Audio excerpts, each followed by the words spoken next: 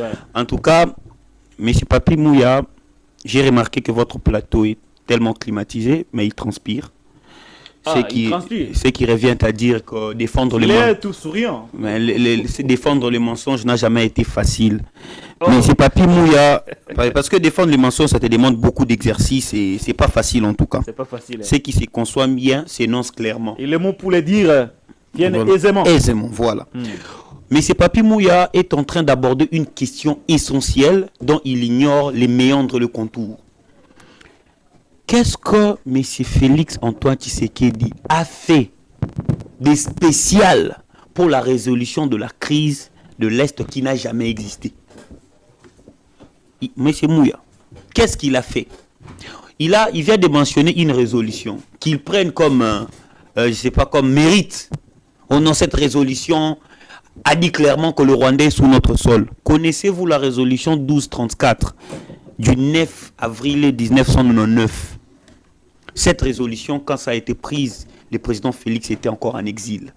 Et cette résolution, c'était la résolution qui a déclaré ouvertement qu'il y avait, l'armée étrangère dans le sol congolais. Cette résolution a intervenu après avoir que le Rwanda ait déclaré, le Rwanda ait soutenu la rébellion RCD le 2 août 1998, suivi du 30 août 1998 où l'Ouganda à nouveau déclare à nouveau le soutien au MLC. Et c'est comme ça qu'en 1999, il y a eu cette résolution des Nations Unies qui a constaté qu'il y avait une armée étrangère sur notre sol. Mais qu'est-ce que cette résolution a apporté? Les résolutions ne résolvent pas le problème. Cette résolution n'a rien apporté. Je vous signale, parce qu'ils vont vous mentionner Doha. Je vous signale qu'il y a eu un accord le 30 septembre 2001 entre le Rwanda et la RDC. Les mesures de désengagement militaire entre le Rwanda et la RDC. Mais après cet accord, qu'est-ce qui a abouti à nouveau? Rien du tout. Je vous rappelle encore qu'il y a eu à nouveau un autre accord entre nous et l'Ouganda pour que l'Ouganda puisse se retirer de notre sol. En réalité, rien n'a abouti. Pourquoi? Parce qu'il a fallu qu'il y ait un Sun City. Le Sun City a mis d'accord tous les politiciens pour donner naissance à la paix. Mais c'est Mouya vous dit, il n'y a aucune disposition qui donne la capacité à qui donne le droit à Kabila de consulter, d'initier des consultations. Ça encore, c'est un crime contre la réflexion des jeunes citoyens qui veulent réfléchir pour le pays. Dites-moi, quelle est la disposition qui interdit à un ancien président de la République de consulter les forces politiques? Parce que en principe, en droit, on dit quand la loi n'interdit pas, elle permet. Mais quelle est la loi qui interdit? La loi n'interdit pas. Alors aujourd'hui, vous allez nous dire non, le président Kabila était un rebelle. Un crime. D'ailleurs, normalement, je pense qu'il devait être poursuivi pour outrage à un corps constitué. Ici sur les champs. Parce que Kabila, aujourd'hui, a un statut particulier d'un ancien chef d'État. Aussi longtemps qu'il bénéficie de ces statuts, il bénéficie de la protection gouvernementale.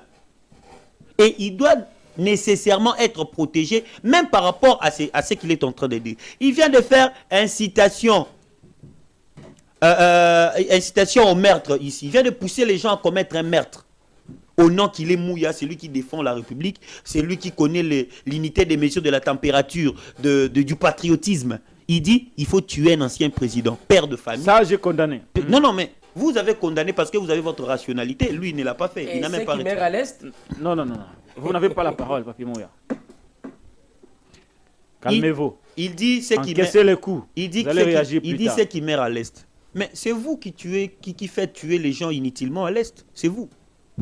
Nous avons aujourd'hui une armée que le président a trouvée structurée.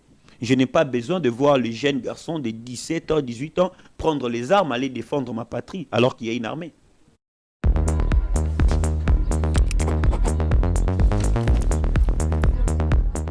Tu parles français, eh bien c'est un avantage de taille au Canada. Sache que nous gagnons.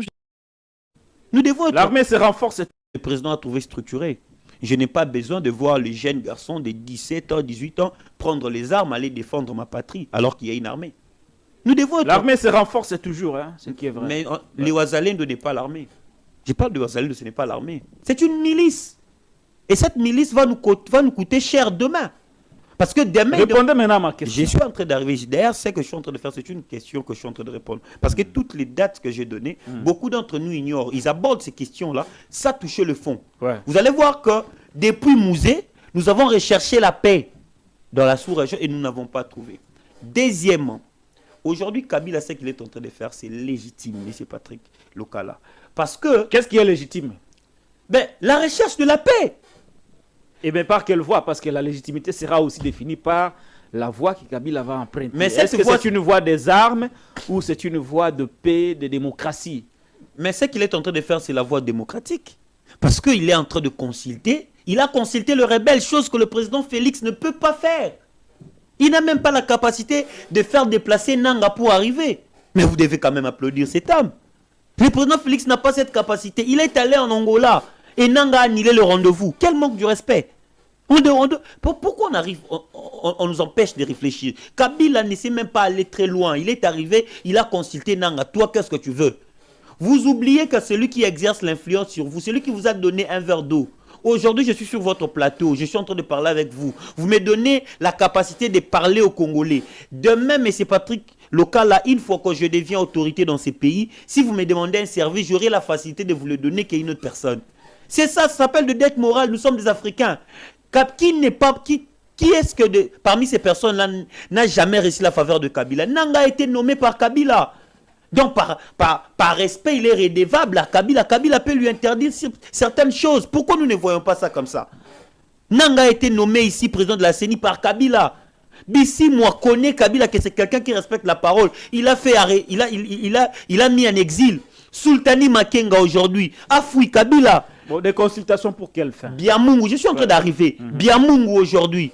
Parce que vous n'aurez pas tout le temps, hein. Nous comptons le temps. Je suis en train d'arriver, je n'ai utilisé que 2 minutes. Non, vous avez pris la parole à 43, on est en 49.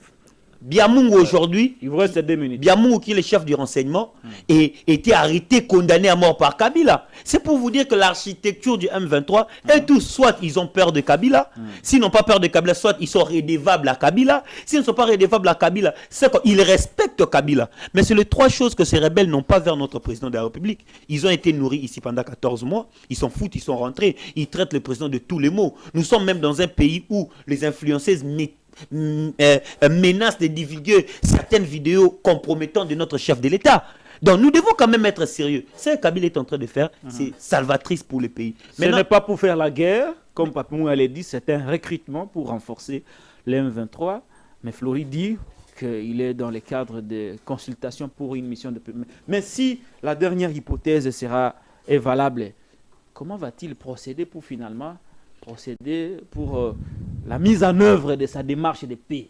Parce qu'il est en porte-à-faux avec le gouvernement en place, avec le président en place. Au cas où il aurait des solutions, comment va-t-il procéder à la mise en œuvre de ces solutions issues des consultations? Je suis d'accord avec cette question parce que la réponse s'y trouve dans le discours de Kabila. Il a dit, il loue les initiatives de la Senko. D'où moi je pense que tout ça va retomber dans la Senko pour permettre en sorte que le Congolais se mette ensemble. Parce que c'est ce qui a résolu la crise de 98 jusqu'en 2003. C'est le Sun City 2 où nous sommes en train d'aller. Et malheureusement, le président Félix veut gagner à temps pour son mandat. D'ailleurs, je suis contre... Pour finir, M. Patrick Lokala, s'il vous plaît. Je suis contre Patrick Lokala. Je suis contre M. Patrick, M. Mouya qui dit que Kabila était un rebelle. Vous savez, vous chutez. Du 13 au 15 mars 1997, j'ai parié que Mouya ne connaît pas cette date. En tout cas, je parle. Du 13 au 15 mars. Vous ne connaissez pas, arrêtez de rire, vous ne connaissez pas cette date. Allez-y. Oui, vous ne connaissez pas, soyez calme. On vous apprend les choses gratuitement. Du 13 au 15 mars 1997, Mouya ne connaît pas cette date. C'est la date où la ville de Kisangani est tombée entre les mains des AFD. C'est cette date-là. Et vous savez qui était au commandement? C'était Joseph Kabila qui était le chef d'état-major du Front Nord pour la libération du Zaïre, la libération du Congo. Avec une armée structurée qui était la phase, force armée zaïroise, avec un renseignement très fort, mais Kabila a vaincu cela. Maintenant, dites-vous, vous voulez que cette personne devienne rebelle face à une armée qu'il a montée, qu'il a conduite, qu'il a commandée et qu'il connaît très bien. Soyons quand même sérieux. Merci beaucoup pour votre analyse, Nathanaël.